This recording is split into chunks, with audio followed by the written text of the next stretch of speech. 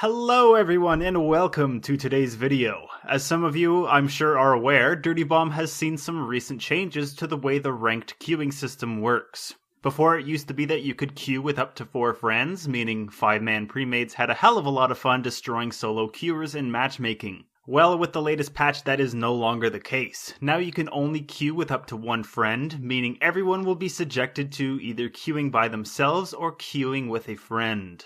Now, this sounds good on paper, doesn't it? I mean, the teams should now be fairly balanced, and each side should have an equal chance to win, considering you won't be paired up against a 5-man team with excellent communication between them.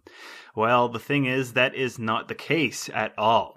The great thing about this update is we now see more players playing ranked because they are under the impression that they now have a chance.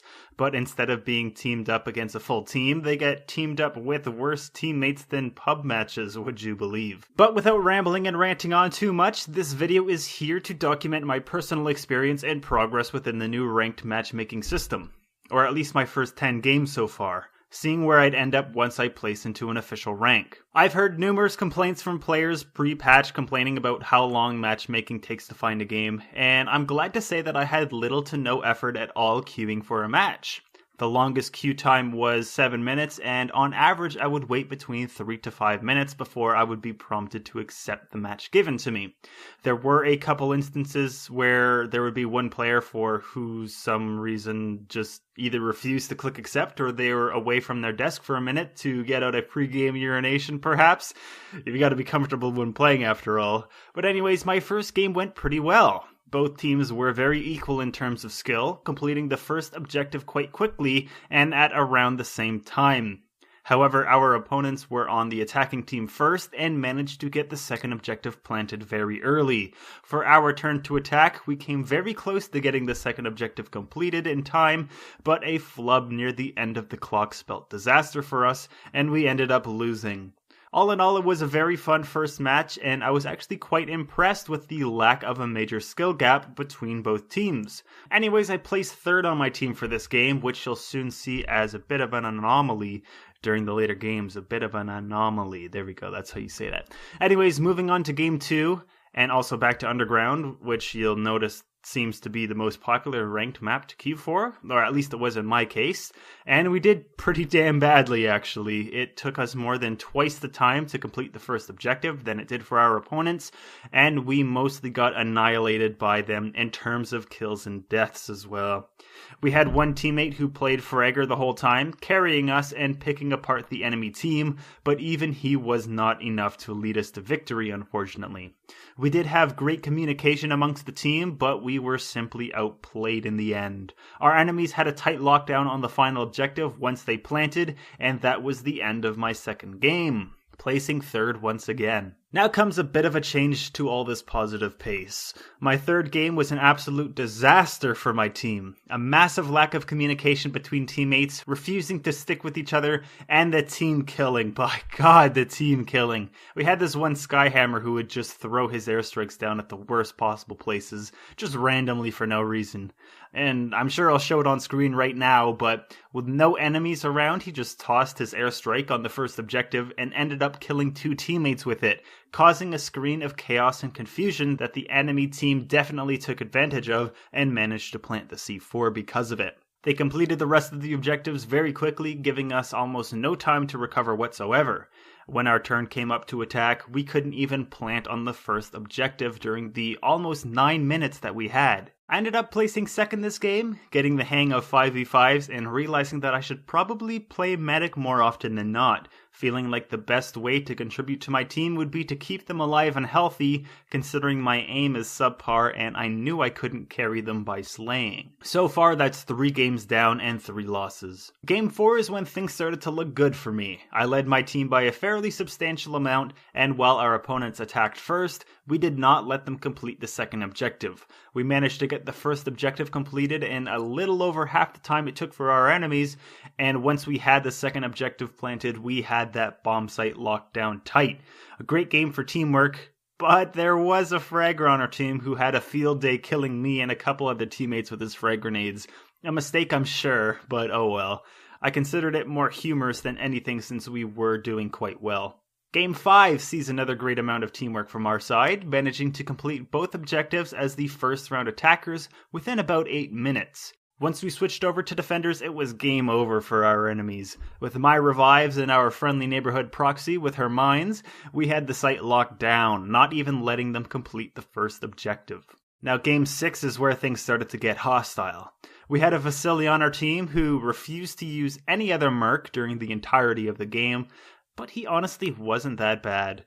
Although we could have definitely used another medic, and he did have a Sawbones on his squad, the biggest problem came from one of our other teammates, who actually placed second right below me, but was hell-bent on insulting our team the entire time. He refused to communicate with anything other than slurs and sarcasm, and while I tried my best to make informative callouts, it was drowned out by the absurd amount of hostility from this one member. The poor guy probably had a bad day or something, but it's not fair to those you take it out on. I hope you find peace someday, buddy. And this is coming from the guy who just went apeshit over my opinion on splash damage's incompetence. Which, by the way, if you didn't see, you can do so by clicking here. It was a bit of a funny rant, very salty, mind you, but also very opinionated, yet true to some extent. I'll let you be the judge on that. Just click here if you want to check it out. Anyways, Game 7 was lost in translation. And by that I mean I forgot to hit the record button when I was playing during this match. It was also the only other match that I queued for with a partner. Game 1 and Game 7 are the games I queued for with a friend, but we unfortunately did lose Game 7 as well. Game 8 didn't go so great either. We managed to get the EV repaired within the first 30 seconds, which is half the time of our opponents, but we really screwed the pooch on escorting it, taking us roughly twice the time as our enemies did. All they needed was one delivery since we didn't deliver any, and they got it done by around the 8-minute mark. I ended up placing first on my team once again, but the scores weren't greatly gapped. However, my kills to death ratio definitely did suffer. Now Game 9 is when things started to look very bleak for me once again. One of our teammates left no more than 4 minutes into the first round, leaving myself with a feeling of dread and disappointment. I could have easily left, considering you suffer no penalty for leaving if a teammate has already left, but I figured I would stick by my team and try my best to pull forward to victory, even though I knew we had no chance of winning. We completed repairing the EV in 30 seconds, our opponents taking 1 minute to do so, but a repeat of last game was in effect when we took twice as long to escort it when compared to our enemies. I led the team by almost double the score of the player in second, but 1 man down is what I think really did us in. I had hope for us in the beginning, but once we lost that 5th man, we were doomed.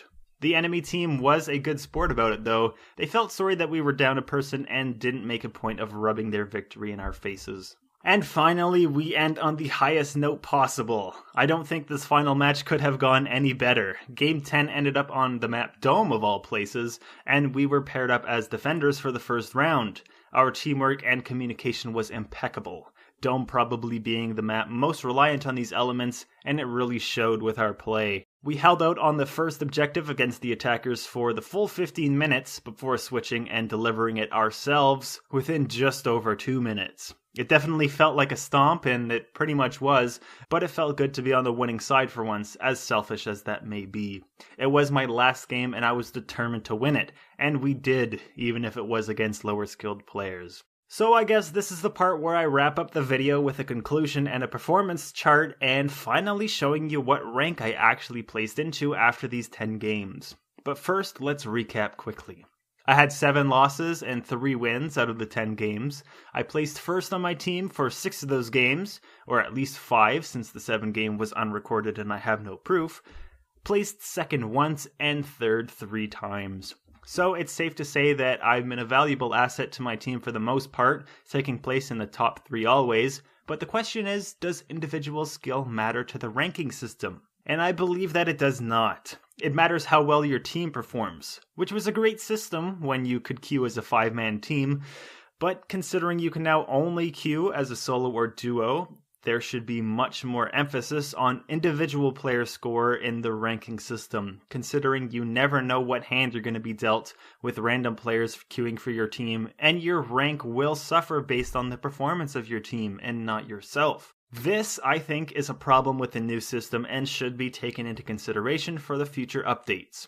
Anyways, this video has been dragging on for long enough, but there is still one more thing to show before I end it, and that is my final placement after these 10 matches. So go ahead and take a guess for yourself what ranked I've received, and see how close you were, because I placed as a Bronze Master, which is the highest bronze level available. Now, I'm not sure if this is standard placement once you've played the first 10 games, but if it isn't, then this is what I've been given. All in all, I did have fun trying my best to be the best teammate I could be, but in the end it ended up with more frustration towards the bad hands I was dealt than anything. I may continue playing ranked in the future to see how high I can climb and try to get myself one of those nice looking trinkets, but for that I would prefer queuing with a teammate than by myself. At least that way I'll know for sure that at least 2 players on my team won't be useless.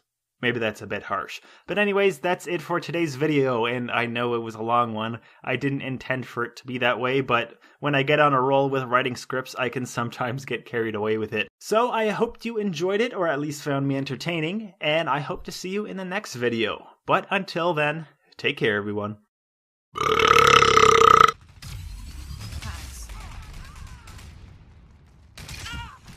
Oh my god, I'm so sorry. That's alright. I'll forgive you for now.